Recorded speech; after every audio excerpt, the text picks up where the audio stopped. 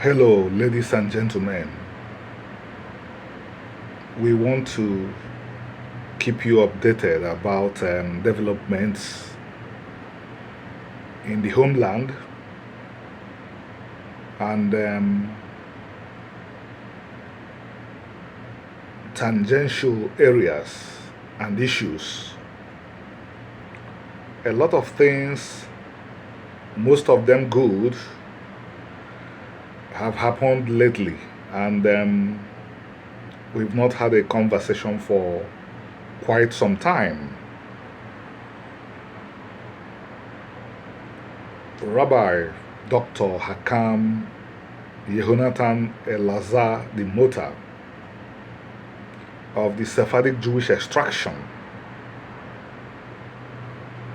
a Dayan, by the way, conducted a successful visit, research visit, and solidarity visit to the Igbo people in Nigeria.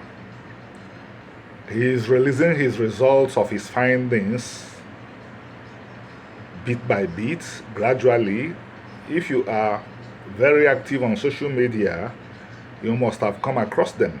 By the way, Yehonatan Elazar the Mota was the president of the rabbinical court that ruled that the Igbo people are descendants of the biblical Israelites. That's on the positive side. The other positive, a Sephardic Jew, Micaiah Perry, returned to the world of the Israelites by returning to the Igbo community, and some things we may find to be phenomenal happened during the course of this return. He told me about his first son, a baby actually. He is 4 months, and the name happens to be Ido. When I heard this, I was shocked. I told him I wasn't going to talk more, that I would like my own son to continue the conversation. And my own son continued the conversation by simply responding to the simple question, what are your names? The names of my son are Daniel, Ikechukwu, Chijindo, Ido, Ilona. And this Sephardic Jew, whose son is Ido, returned to the Igbo people by returning to the Ilona family. That is the family I belong to. In religious studies, we call this phenomenology. You can't explain everything. If it is coincidence, it is a strange one. This is also on the positive side, because we have to unite and reunite the people of Israel, no matter what it takes. I wouldn't even call the third one a negative. Somebody woke me up so many hours ago and said some people were very critical of my work. He made a mistake. He said that these are academics. They are not academics.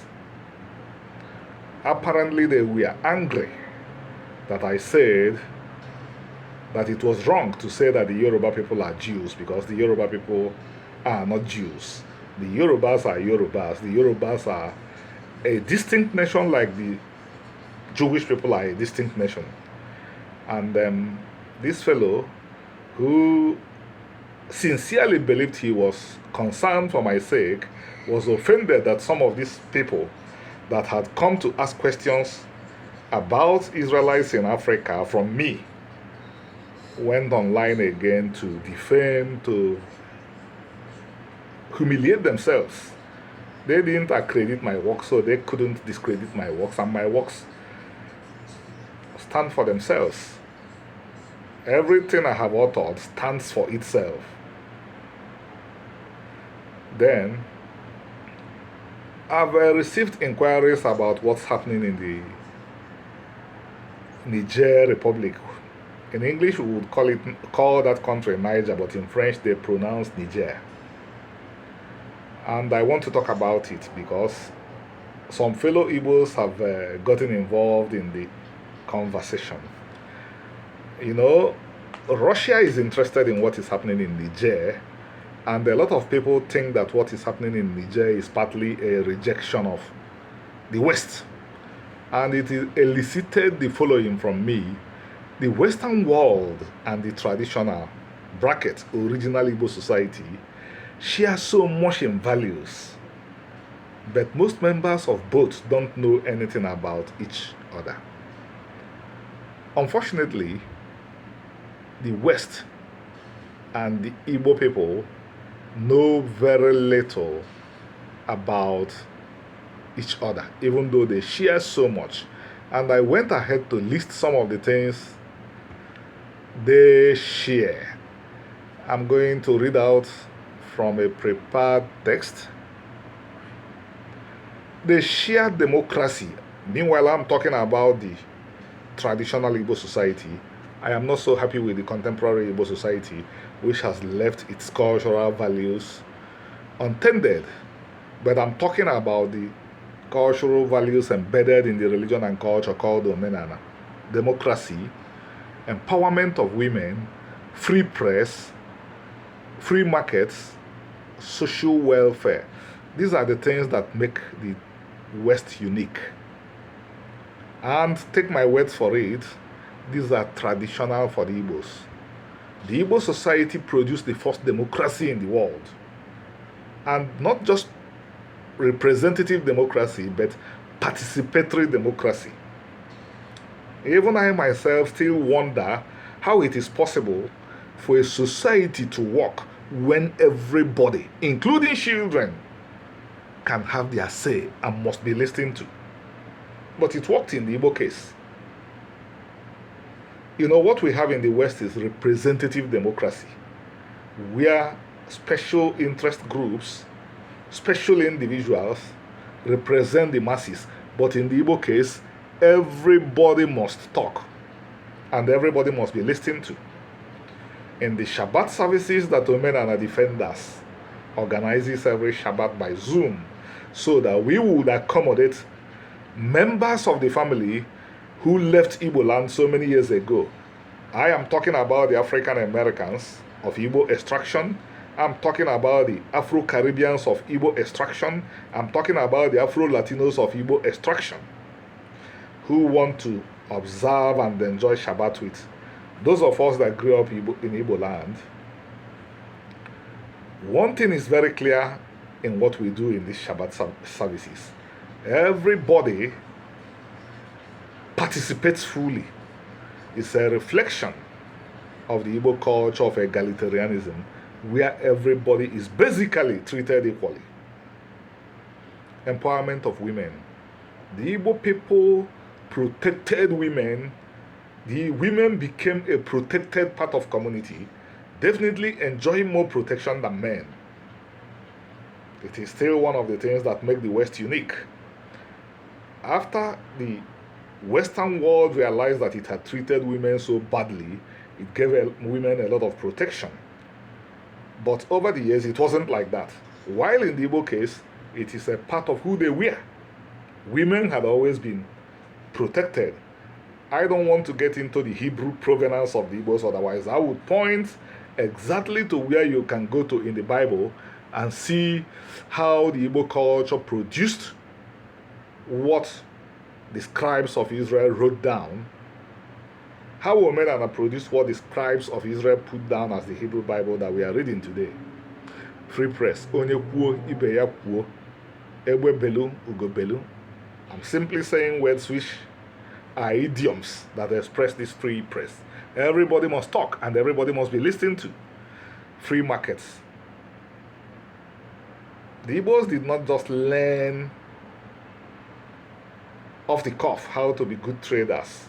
It is because everybody was given a chance to excel in whatever they choose to excel in. Social welfare. Thou shalt not harvest all your crops, thou shalt leave some for the poor. It is called Maji. A lot of Igbos got their CDM from gleaning what is left over on the fields. So, why am I going this way? I'm going this way to remind the Igbo people that if what is at stake in Niger Republic is a clash of systems, they should escalate, they should return to Omenana. The Igbo people should return to Omenana and present to the world the final version of the Western tradition, which many of them think is clashing with the other tradition represented by Russia. The West is open to learning. I've been in America for 8 years. And one thing I've discovered about the great Western society is that it's open to learning. That is why we discuss bitter, painful issues like the transatlantic slave trade in American universities. A parallel slave trade happened that was connected to Africa also happened, the Trans-Saharan. I'm not sure that you would be at total freedom and liberty to discuss this in Arab societies. But in the West, from my own experience, subjects that are very bitter and painful are discussed. I'm not saying that the West is perfect, but I'm saying that it's a society that is organized in such a way that it could also learn. So what the Igbo should have contributed to what is happening in Niger is they should have taken it as a challenge to return to the Igbo expression of this culture of the West, which we must admit is the way humanity has to go. Freedom. Since Omenana has the final versions of it, if the Igbos return to it, they would push the West to move towards the final version of it, and everybody would win. Everybody would be a winner in the long run. And on this note, I want to take my leave, but before I do so, I am urging you to take a look at Igbo Americans. This talks about the Igbo who were born in Nigeria, who moved to the United States since the 70s. It's good to look at the book to see how they have fared. It does a favorable comparison. It provides avenues for them, and the Igbos who were brought here as a consequence of the transatlantic slave trade. And on this note, I say thank you. Have a good week starting from tomorrow. Bye-bye.